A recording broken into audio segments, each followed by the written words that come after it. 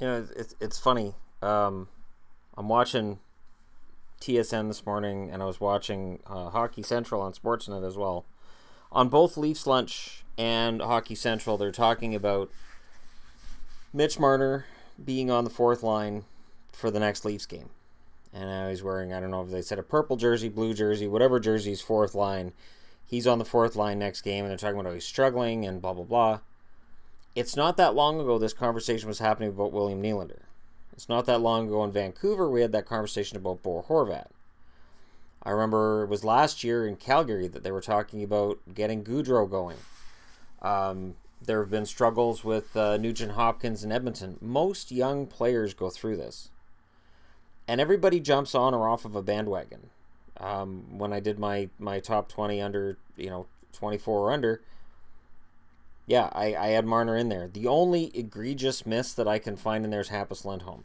Lindholm likely belongs in the top 20 and doesn't get as many mentions as he should because he's not a sexy pick from a fantasy standpoint. He doesn't put up the points yet. And he's injured all the time.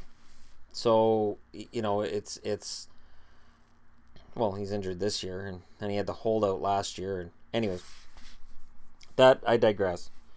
Young players go through this, though, and I'm not one to just say, oh, I don't like him now. And I see that with fans. I see fans that say, okay, I like this guy or I don't like this guy. And media definitely guilty of it too. Like, oh, no, this guy. It's like when people talk to me about Jared McCann. McCann's playing well in Florida to start the year. Okay. Fabian Brunstrom had a hat trick in his first game. Nail Yakupov had an actually pretty decent start with St. Louis when he got there. I don't look at this point in the season and go, okay, this guy's had a really good year. Because there's still 75 to 77 to sometimes 79 games left for these guys. I can't make a decision. For Marner, there's some bad luck, and there's the fact that Connor Brown is just a really good forward too.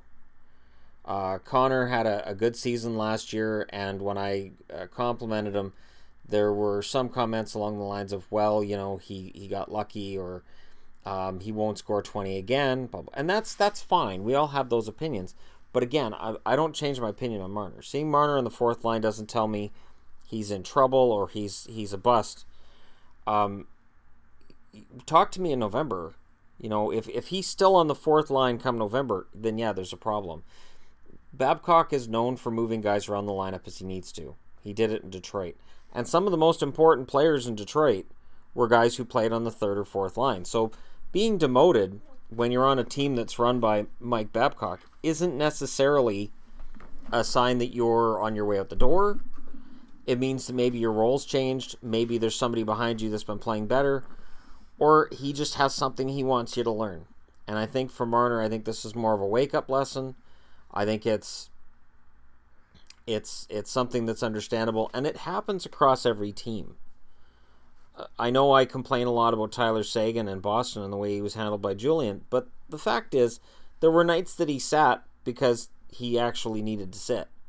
It's just there were certain games that I felt they needed offense, and Claude Julien didn't put him in. Those were the nights I was upset. But it's not the end of the world, and it's not a sign that Marner's done. If you're off of a player's bandwagon 2 weeks into the season, I don't know how you survive a season, because players go through highs and lows, all of them, even Crosby.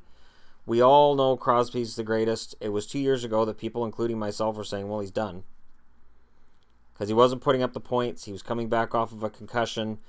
He looked ineffective. He looked disinterested, and then they switched coaches, and magically he became Sidney Crosby again, and we forget all about it. He went on a scoring tear in the second half, and we forget all about that first half of the season when he looked like he was finished. So, I try to stay out of that, and when I do lists or I do videos where I talk about who my favorites are or favorites aren't, I'm not affected by how somebody's playing at that moment. Jared McCann was a decent forward in Vancouver. There's a reason that when they traded him for Goodbranson, I was upset. I was upset because I believed McCann had the potential to be a top six forward. Then McCann didn't play well last year, and people came in and commented on that video like, "Oh, I bet you regret this now." And now there's... It's funny because, and this happens across all sports. I'm trying not to make this just about Marner. We're so geared towards immediate results. And especially when it comes to GMs. I would hate to have a manager's job right now. Being a general manager would suck. Because you're expected to make those trades. Free agent signings, drafting, all of it should be perfect. You should know which 18-year-old kid is going to be good when they're 25, which is really a crapshoot. And if you make mistakes, you're fired. Even if those mistakes are out of your control. You know, if a guy doesn't want to sign to stay in a city and he leaves as a free agent, and you do your best to negotiate with him, well, you should have got something for him when he was an impending free agent, you lose your job. It's rough. And for players, there seems to be that level of expectation too.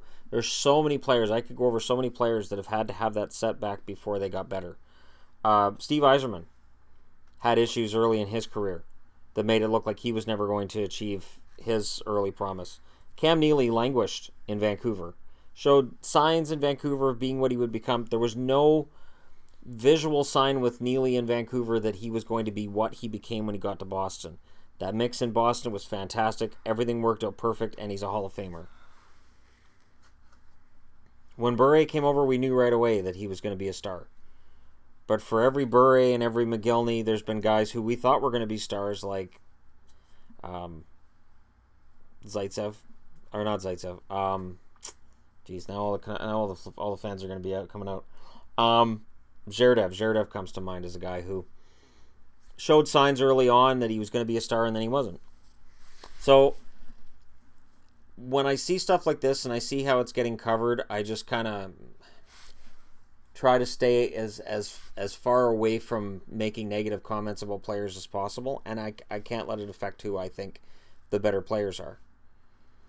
Like, you know, my comment that I think Kucherov's a better player than Matthews right now. It's from watching Kucherov play in the playoffs and watching how he's played regular season for years. And it's funny because the whole Matthews thing has become this beast. And I honestly feel kind of bad for the kid. Because now he's on a level where if he scores, let's say he scores 30 goals and 60 points this year, everybody's going to be disappointed. If he ends up becoming if his peak is 40 goals, 65 points, there will be fans who are disappointed. There's definitely a standard there that, you know, it's hard to reach and it's hard to stay there. So for Marner, a small guy who going into last season, I wasn't sure that he should have been in the NHL already. Sort of the same as with DeBrincat in Chicago coming into this year. Maybe that's part of what we're seeing. Maybe there's a fatigue factor. Maybe he's got some other things to work on. Maybe there's something bothering him off the ice. We don't know. But, you know, everybody's out in full force saying, oh, I like Nylander more than Marner. I didn't hear that a lot during the summer, though. Marner and Matthews were pretty much hand in hand as the future for the Leafs. And I agree with that. I actually do. I think Nazem Kadri's right there, too. I think Kadri could very well develop into another Kessler.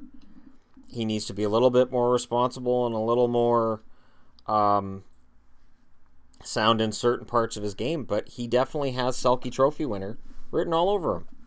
So does Backlund in Calgary. I remember when Backlund was a failure too.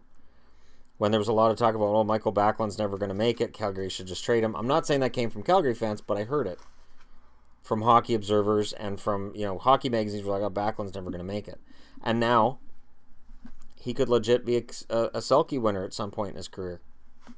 So if you're reading the headlines right now, it makes it look all doom and gloom for a young player who I think still has probably 10 to 15 years of really good hockey ahead of him. And I don't buy in. I try not to buy in. In terms of videos that I'll do, I mean, I'll do the power rankings because they're fun. I'll talk about my jerseys because those are fun. But the day-to-day stuff, I'll preview games, I'll review games, and I'll talk about who I'm impressed with. But I try not to get into, oh, this guy sucks right now, so they should just get rid of him, because I don't get into those conversations. There's been very, very few times over my entire lifetime that I can remember looking at a player and saying, God, I wish my team would get rid of him. It happens. It happens. But I would think that this early in the season, it's too early to look at any one player and say, we need to get rid of him. And I'll use Winnipeg as an example here too. So Steve Mason got off to a rough start. Hellebuck's looked good, so get rid of Mason. But Hellebuck may not have the consistency, and they may have to go back to Mason soon. They likely do. And Mason could pitch a shutout. Mason's a streaky goaltender. This is part of having a streaky goaltender. They have their bad to go with their good. Freddie Anderson in Toronto. I think it looks like Freddie Anderson's going to be a goaltender who in October struggles, and the rest of the year he's good. Happened to him last year too. It's a weird phenomenon. If the Art Ross Trophy had been given out in October every year, Brian Savage would have won it 3 years in a row, I think. He was insanely good in October, and then he'd just fall off the map the rest of the year, whether it was in Montreal or in Phoenix. It was strange and it was weird, and we have that happening now. There are guys right now at the top of the scoring. Like, I'm impressed with what Kuznetsov and Backstrom and Ovechkin have done, and Oshie as well. Oshie's got to be in that conversation. The four of them have played really, really well. I'm not convinced that the Capitals as a team are going to go far. I think from a fantasy standpoint, if you have a fantasy league, yeah, these guys are probably going to be gold all year, but they're going to have a downturn. They have to. Ovi's not going to score over 100 goals this year, so there's going to be a downturn. And it's not that long ago that Ovi was on the third line himself in Washington. He's done. That's it. He's finished. It's all over now. So, yeah, if you got a player who's down, like Dylan Larkin was last year in Detroit, that's another good example. Yeah, I can come up with tons of these. I could sit here all day and just come up with examples. So, yeah, if you're a Leaf fan and you're like, oh no, Marner's on the fourth line, just don't worry about it. And he'll be fine. I think he's still a budding star in the NHL. It looks like Jared McCann for Florida could very well end up coming back to haunt the Canucks, which is fine because the Canucks have players that come back to haunt other teams as well. It's easy to remember a GM's failures and ignore the successes, but the successes are there for most GMs. And I could certainly do a video on that, and I likely will in the coming days, or today, or whenever. So, thanks for watching. Hit like and subscribe if you're browsing your way through, as I always say. And keep your stick on the ice. Oh, that's red-green.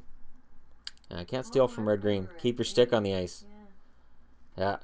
Girls don't find you handsome. They should at least find you handy. Yes, I remember it. I've used that one for years. I'm not very handy either, so I'm really screwed. She's laughing because it's true. That was my mom's favorite show. Red Green's awesome. She loved that. All right, let me know about your love for Red Green in the comment section below, and if you don't know what it is, you're from the States. People are old enough, yeah. And if you're Canadian, you have to know Red Green. You just have to. That's why you use duct tape on everything. Duck it. Oh, yes. If you can't fix it, duck it.